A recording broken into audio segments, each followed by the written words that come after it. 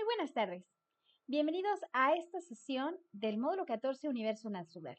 Estamos en la semana 2. Soy tu asesora virtual Carolina Roca Mezquita. Te doy la más cordial bienvenida a esta semana del módulo 14. Muchas gracias a los que asisten a esta sesión.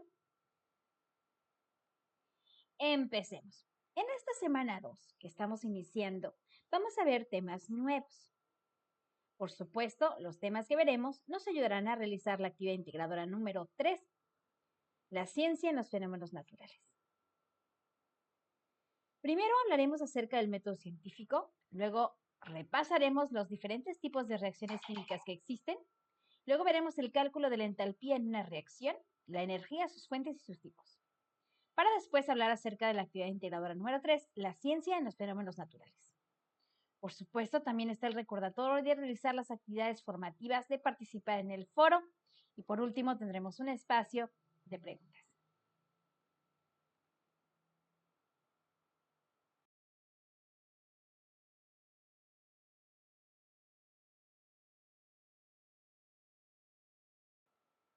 Muy bien, hablemos acerca del método científico.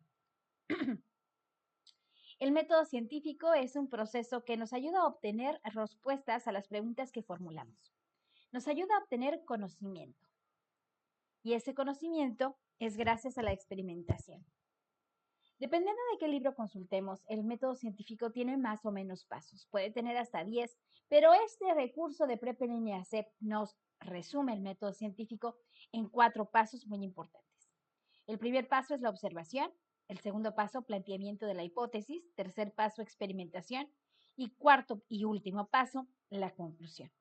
Para poder entender de mejor manera el método científico, platicaremos este método en una historia que tiene una aplicación en nuestra vida diaria. Voy a empezar contando esta historia. Había un agricultor que tenía un terreno. En el terreno sembraba calabazas. Era un terreno regular, rectangular, dividido en 2 partes iguales, la mitad izquierda y la mitad derecha. En ambas partes tenía la misma cantidad de plantas de calabazas. Siempre cosechaba muy gustoso sus calabazas.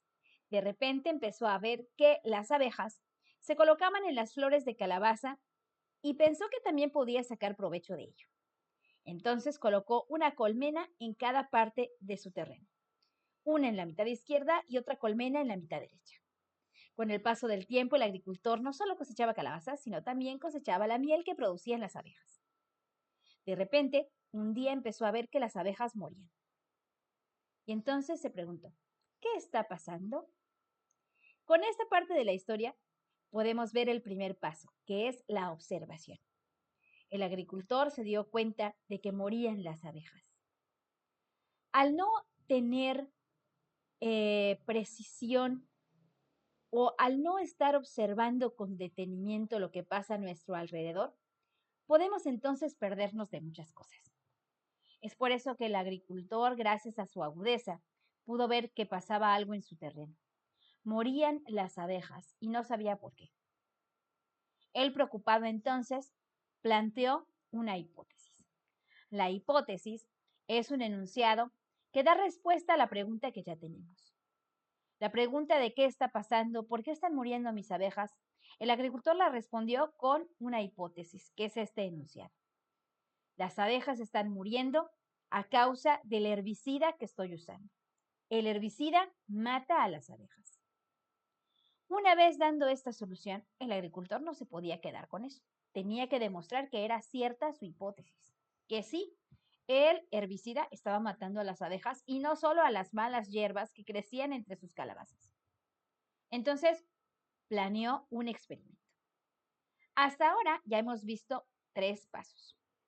La observación, el planteamiento de la hipótesis y en este tercer paso, la experimentación. El planear un experimento y posteriormente llevarlo a cabo es el tercer paso. ¿De qué manera podría demostrar el agricultor que en realidad el herbicida mataba a las abejas? Aprovechando que tenía un terreno dividido en 2 partes iguales y una colmena en cada parte, entonces decidió rociar la parte izquierda solo con agua y la parte derecha con el herbicida. Dejó pasar el tiempo y entonces regresó a su terreno a contar abejas muertas, del lado izquierdo, del lado derecho. Se dio cuenta entonces que del lado derecho donde había echado el herbicida había muchas más abejas muertas y por lo tanto aceptó su hipótesis. Sí, era cierto, el herbicida no solo mataba las malas hierbas, también mataba a las abejas. Gracias a esta experimentación, entonces obtuvo una conclusión, que es el cuarto paso y último del método científico. La conclusión fue aceptar esta hipótesis que sí el herbicida mataba a las abejas y además tomarle la utilidad a esta información, a este conocimiento que el agricultor acababa de obtener. ¿Qué haría entonces? Por supuesto que dejar de usar el herbicida y obtener otro método, el cual matara las malas hierbas pero no perjudicara a sus abejas. De esta forma, el agricultor obtuvo este conocimiento y planteó un nuevo reto para poder tener tanto calabazas como abejas sin ningún problema. Esta es la forma en la cual nosotros podemos utilizar el método científico para obtener conocimientos y para solucionar problemas que se nos presenten en nuestra vida. Así como muchos científicos tomaron el método científico para conocer diversas cosas, como por ejemplo el tipo de reacciones. Hemos visto en la semana anterior que existen varios tipos de reacciones. A manera recordatorio te lo voy a presentar a continuación. Recordemos que una reacción química implica un cambio químico que sucede en cualquier parte, en cualquier momento, en la naturaleza, en nuestro cuerpo. Y nosotros podemos representar esas reacciones químicas gracias a una ecuación química, que es la representación matemática y simbólica de una reacción. Con ayuda de los símbolos químicos y de los números escribimos una ecuación. Las partes de una ecuación que podemos ver en esta diapositiva son: los compuestos o elementos que están del lado izquierdo se llaman reactivos, los compuestos o elementos que están del lado derecho se llaman productos. La flecha del medio divide a reactivos y productos e implica un cambio químico. Los números grandes son los coeficientes de balanceo que usamos la semana pasada para balancear nuestras ecuaciones. Y del lado derecho, en numeritos pequeños, ahí están los subíndices que nos indican la cantidad de elementos que hay en cada uno de los átomos de estos elementos. Vimos también las reacciones de combustión, que por ejemplo son cuando los compuestos que contienen carbono, hidrógeno y a veces oxígeno arden en presencia de oxígeno del aire, formando dióxido de carbono y agua. Podíamos distinguir estas reacciones viendo del lado izquierdo oxígeno y otro compuesto, hidrocarburo, y del lado derecho dióxido de carbono y agua. En una reacción de síntesis será fácil de distinguir, puesto que hay varios compuestos del lado izquierdo y solo uno del lado derecho. Un compuesto nuevo se forma, un solo producto. Al revés sería las reacciones de descomposición, en donde solo hay un reactivo del lado izquierdo y varios productos del lado derecho. Las reacciones de sustitución simple serán cuando un elemento reacciona con un compuesto tomando el lugar de uno de los componentes de ese compuesto. Las reacciones de sustitución doble serán cuando dos compuestos participan, se intercambian dos elementos para formar dos compuestos diferentes. Las reacciones de neutralización son como las de sustitución doble, solo que los reactivos son un ácido y una base que al reaccionar dan productos como sal y agua. Como ya les había mencionado hace un momento, lo vimos estas reacciones químicas a más detalle la semana anterior. Sin embargo, aparte de estos tipos de reacciones que acabamos de estudiar, existe otra forma de clasificar reacciones químicas. Las reacciones que necesitan energía para llevarse a cabo se les llama endotérmicas y a las que desprenden energía en forma de calor se les llama exotérmicas. La fotosíntesis, que es una reacción química que estudiamos la semana 1, es un ejemplo de reacción endotérmica porque necesita la luz del sol para que se lleve a cabo. En cambio, la combustión es un ejemplo de reacción exotérmica porque libera calor cuando se da la reacción química. Ahora a ti te toca responder. ¿Podrás identificar primero los diferentes tipos de reacciones? Te muestro aquí esta diapositiva. Hay 5 ecuaciones químicas que representan 5 tipos diferentes de reacciones. Entonces, vamos a ver.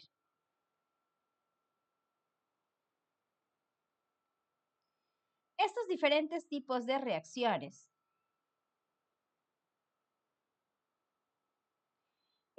hay opciones, ahorita les voy a mencionar cuáles. Sustitución simple, sustitución doble, síntesis, ¿ok? Entonces aquí descomposición.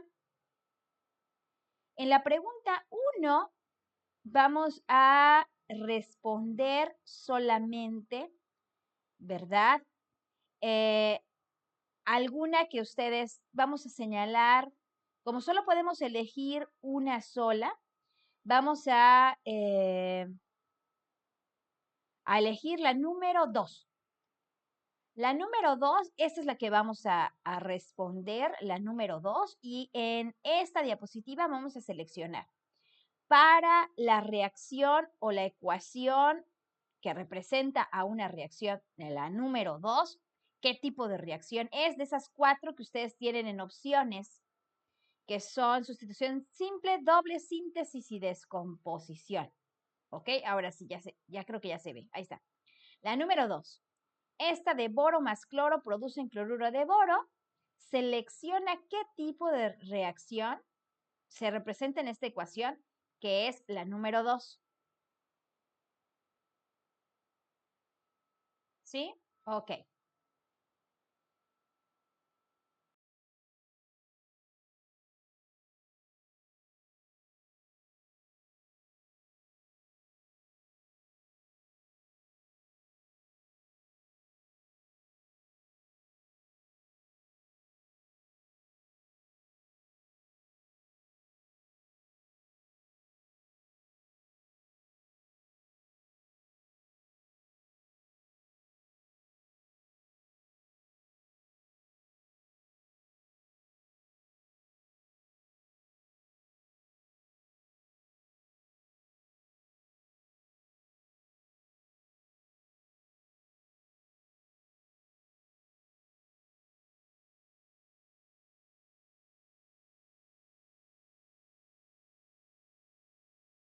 A ver, un momento. Creo que no se estaba escuchando hace un momento. Voy a regresar un poco aquí.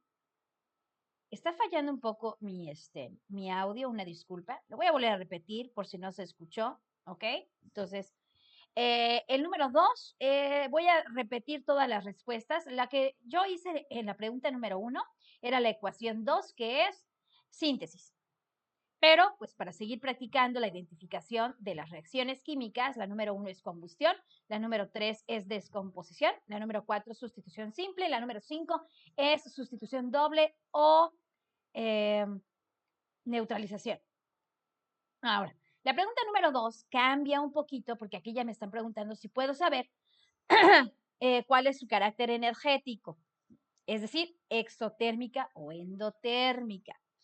Para aquí vamos a usar la más sencilla y vamos a seleccionar solo si es exotérmica o endotérmica, pero vamos a estar hablando de la número 1, que es la más fácil de distinguir. Entonces les doy un momento para que ustedes respondan.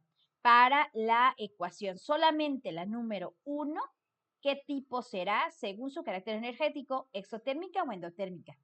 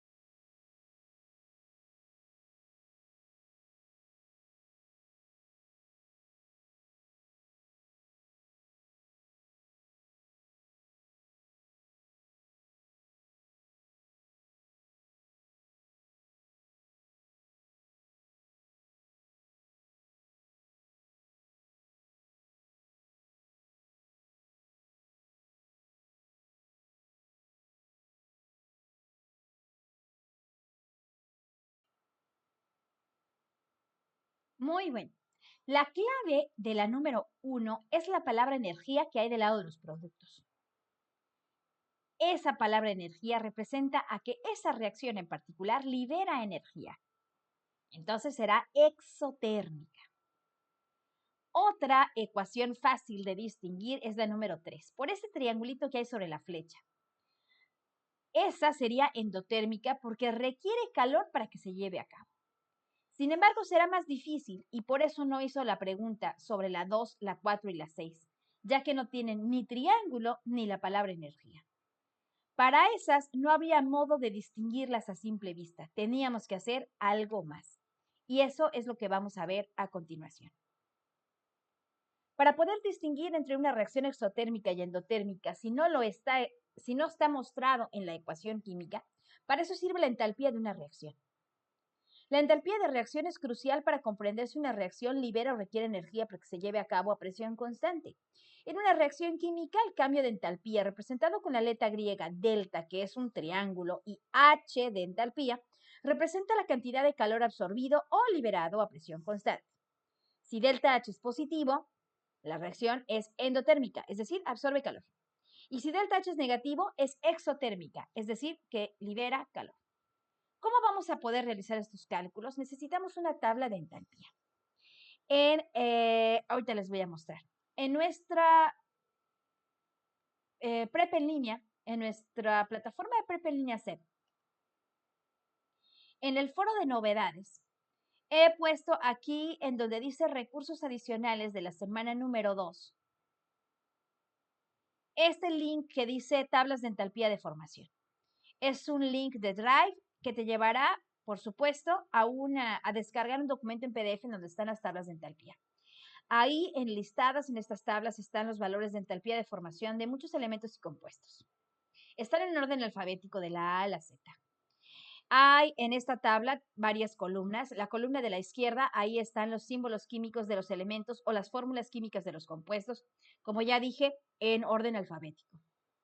En la siguiente columna, siempre leyendo, por supuesto, de izquierda a derecha, en la segunda columna, están los estados de agregación de la materia en el cual se encuentran los elementos o los compuestos. Sólido, líquido, gas o también en disolución acuosa o en una forma determinada de sólido. En la tercera columna están los valores de entalpía de formación de esas sustancias. A veces las sustancias tienen más de un valor de entalpía. Vamos a usar el que esté de último, más a la derecha. De ahí tomé estos valores que podemos estar acá. La fórmula para calcular la entalpía de una reacción es delta H, que es cambio de entalpía, es igual a entalpía de formación de productos, de todos los productos, menos la entalpía de formación de reactivos, de todos los reactivos. Para una ecuación química que yo he puesto aquí, que es CaCO3 flecha, es decir, produce CaO más CO2, que se lee como carbonato de calcio se descompone en óxido de calcio más dióxido de carbono. Esta reacción química, lo primero que tengo que asegurarme es que esté balanceada. Sí lo está. No hay necesidad de poner coeficientes de balanceo porque tengo la misma cantidad de calcios, carbonos y oxígenos en ambos lados de la ecuación. Por lo tanto, lo único que necesito aquí es el valor de la entalpía de formación de el carbonato de calcio, del óxido de calcio y el dióxido de carbono. Primero, lo que voy a hacer es sumar la entalpía de formación de los dos productos que tengo, el CaO y el CO2. Como tienen el mismo signo, menos 635.09 la entalpía del CaO y menos 394.3 para el CO2, como los dos son negativos, se suman. Y eso me da un valor de menos 1029.39. El valor de la entalpía del CaCO3, que es el único reactivo que tenemos, el carbonato de calcio, también es negativo, es menos 1207.13. Por lo tanto, al hacer la resta, la ley de los signos hace que ese signo negativo cambie a positivo. Y ahora ya tengo dos cantidades con diferente signo, por lo tanto las voy a restar. El número mayor, ahí va a conservar su signo, que es el número más grande, que es el número que tiene el signo positivo.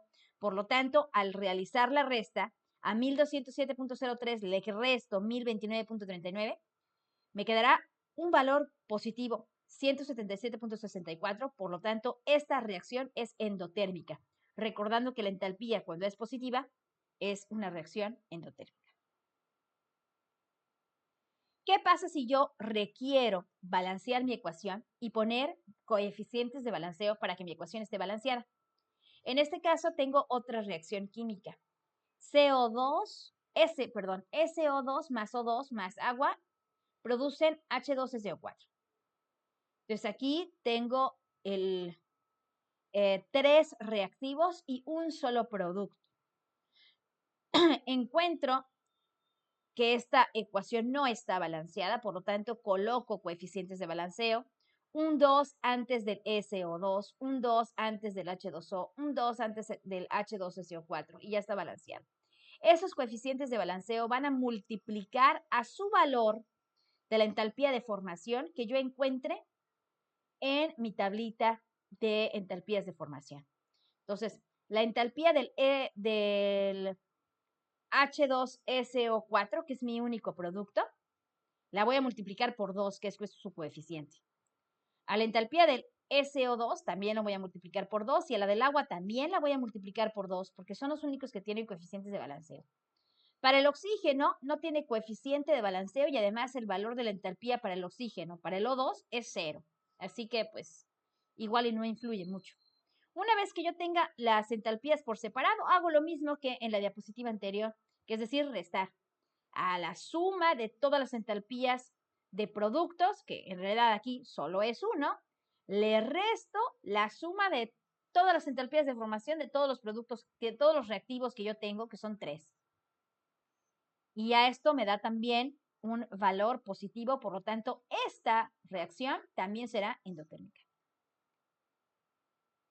Les recomiendo ver las videosesores del módulo, donde también hay un repaso acerca de las entalpías de formación y el cálculo de estas entalpías. Ahora veamos las fuentes de energías y sus tipos, ya que platicamos acerca de esta energía de una reacción, pues lo más, pues lo que sigue, ¿verdad? Lo más importante sería igual señalar qué cosa es la energía, por supuesto. Y si hay tipos de energía y fuentes de energía. Así que definamos primero qué cosa es. La energía es la capacidad de efectuar un trabajo. Existen diferentes tipos de energía, como por ejemplo la energía mecánica, que la poseen los cuerpos debido a su posición, se le llama energía potencial, o a su movimiento, a esto se le llama energía cinética. La usamos para desplazarnos en bicicleta, patineta o para mover una carriola o al columpiarnos. La energía química la posee un cuerpo debido a su estructura interna. La podemos observar en una batería como la que nos sirve a nosotros para los juguetes de los niños, las AA, ¿verdad? O las AAA, esas baterías de pilas. La batería de nuestro teléfono celular también utiliza energía química. Y también las baterías que llevan los coches o las motocicletas. Estas también requieren energía química. La energía térmica se debe al movimiento de las partículas de la materia y la posee un cuerpo en función de la cantidad de calor que puede absorber o ceder. Vimos esta energía térmica al estar experimentando en el simulador en la actividad número 2 de la semana pasada, ¿verdad? De Stauya Express, donde chocaban las partículas cuando aumentábamos la temperatura. La energía nuclear es la energía contenida en los núcleos atómicos y está asociada con la atracción o enlace entre subpartículas del núcleo. Sabemos que hay partículas en el núcleo que son protones y neutrones. Se utiliza para producir electricidad en las radiografías y en las radioterapias contra el cáncer. También tenemos energía eléctrica, la más conocida, ¿verdad? Que se utiliza para el alumbrado de nuestras casas, de nuestras calles, en maquinaria industrial y para todos los aparatos electrodomésticos que tenemos en nuestro hogar. Esta energía eléctrica se trata de que en las cargas eléctricas que están en movimiento en el interior de materiales conductores, como nuestros cables de cobre, de nuestras instalaciones eléctricas de nuestras casas. También existe la energía magnética, tanto en la Tierra como los imanes naturales o artificiales. La energía magnética se concentra en los polos y la atracción de polos diferentes y la repulsión entre polos iguales de dos imanes es una muestra de esta fuerza magnética. Su aplicación incluye las brújulas y algunos motores eléctricos. Por último, tenemos la energía radiante. La poseen ondas electromagnéticas como la luz visible, las ondas de radio, los rayos ultravioleta y los infrarrojos. Se puede propagar en el vacío sin necesidad de soporte o material alguno, como los rayos de sol que viajan desde el sol por el espacio hasta incidir en nuestro planeta Tierra y nos da ya la luz del sol directamente. Se usan en el control remoto de una televisión, por lo tanto, pues desde lejos puedes apagar o prender la tele. y en aparatos con conexiones inalámbricas, como por ejemplo el Bluetooth. Ahora a ti te toca responder. He puesto varios ejemplos acerca de los tipos de energía. Selecciona la que parezca correcta. La pregunta es, ¿puedes identificar el tipo de energía de este ejemplo? En una planta de energía de Springfield se manejan uranio y plutonio. ¿Qué tipo de energía será? Tenemos energía química, energía nuclear y energía eléctrica. Selecciona la respuesta correcta.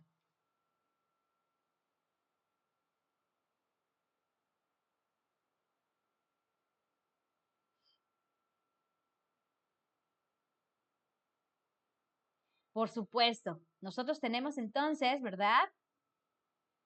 La energía nuclear, que es la de la planta de energía del señor Burns en Springfield. No estoy presentando ahora las respuestas porque he dejado abierto el Peer Deck para que ustedes lo contesten. Pues recuerdan la semana anterior en donde tuvimos un pequeño problemita de ingreso, algunas personas no podían participar en vivo, pues he dejado igual abierto este Peer Deck para que ustedes lo pueden contestar, ya sea al final de nuestra sesión o ahora si también tienen esa ventaja de poder contestar en vivo, pero por eso lo he dejado así libre por lo que nos sucedió la semana pasada, así que no se preocupen. La siguiente pregunta, ¿los teléfonos celulares usan baterías de litio para funcionar? ¿Qué tipo de energía es? Tenemos las mismas tres opciones, nuclear, química y eléctrica. ¿Cuál será? Aquí hay que hacer una distinción. Es el teléfono celular sin enchufar, así solito. ¿Cómo es que prende sin estar enchufado? Ahí está el tipo de energía.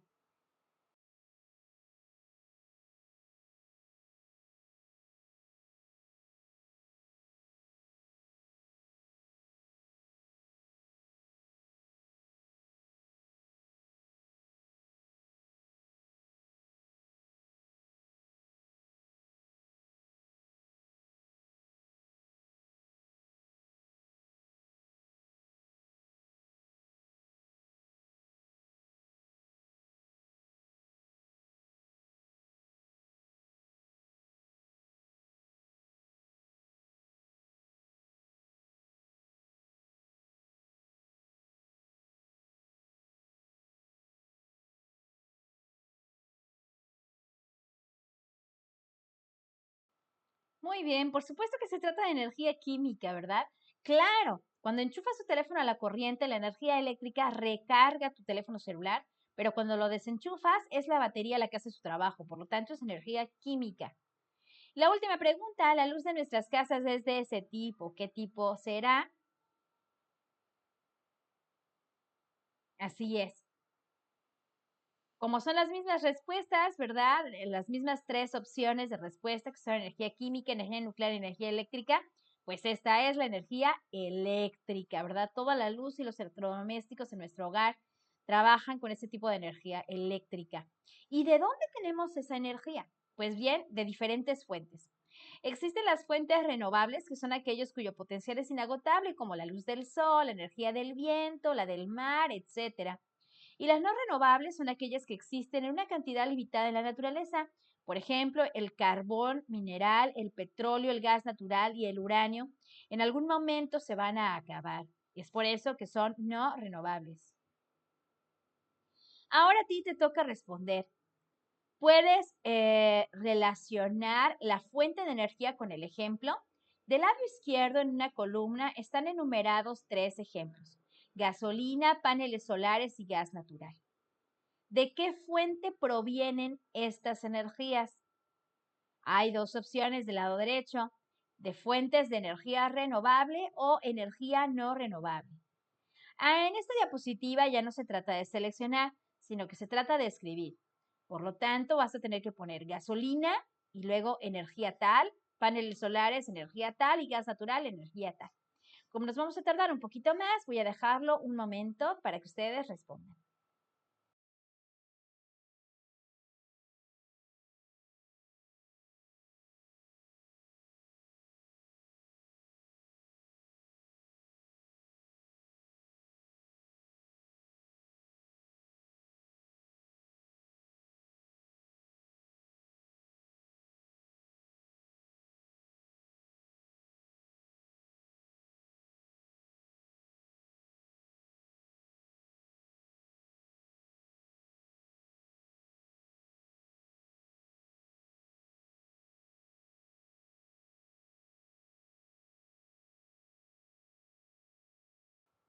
Muy bien.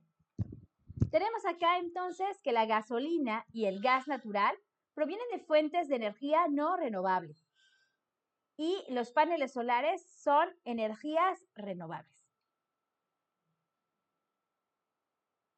Ahora sí, veamos nuestra actividad integradora número 3, la ciencia en los fenómenos naturales. Te recomiendo leer estos recursos. Pensamiento científico y universo, tipos de energía, energía y reacciones químicas y usos y fuentes de energía. ¿Qué realizarás?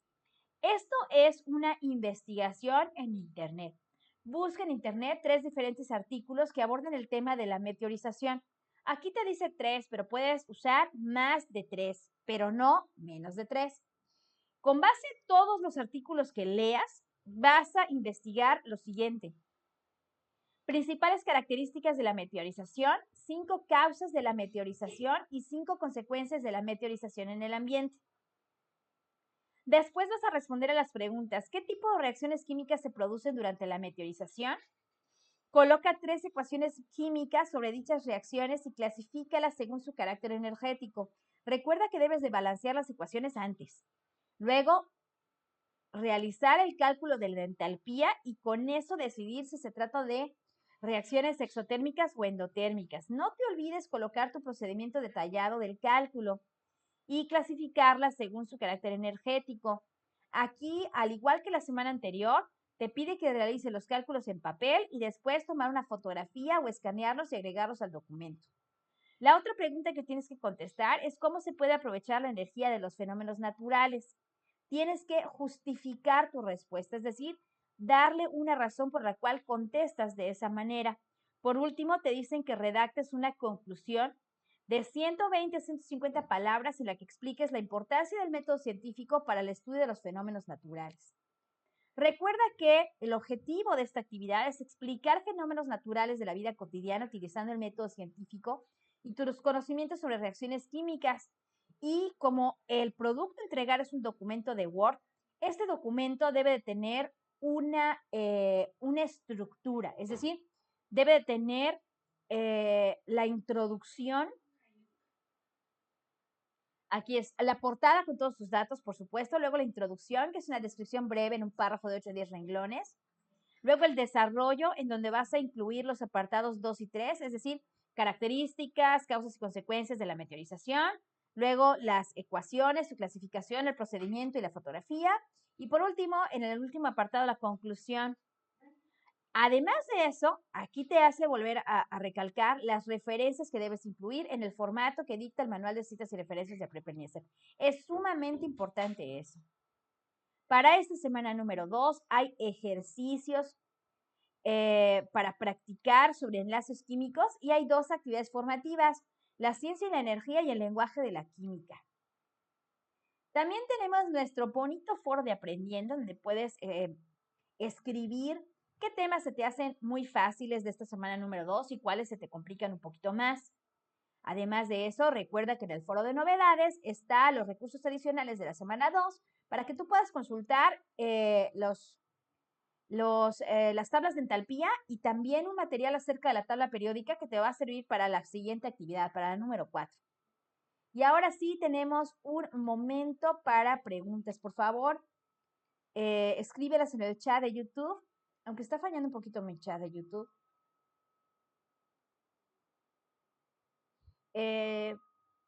Pero sí, pueden escribirlo ahí.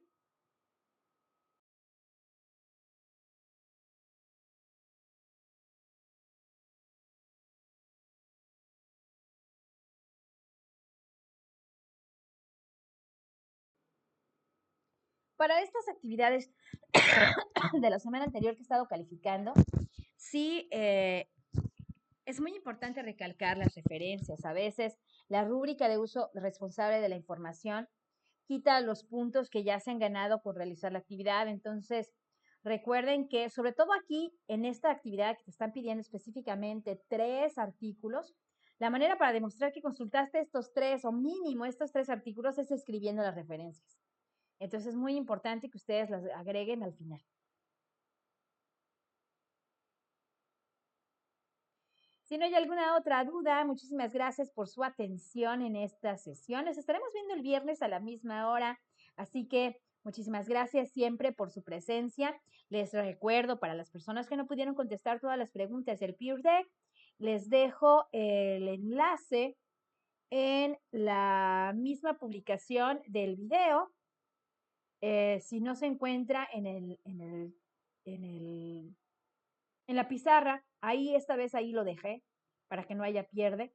En la pizarra de sesiones, ahí está el anuncio de nuestra sesión, la liga del YouTube y también la liga del Peer Deck para que ustedes puedan entrar y contestar. Muchísimas gracias por su atención y nos veremos el viernes. Bye.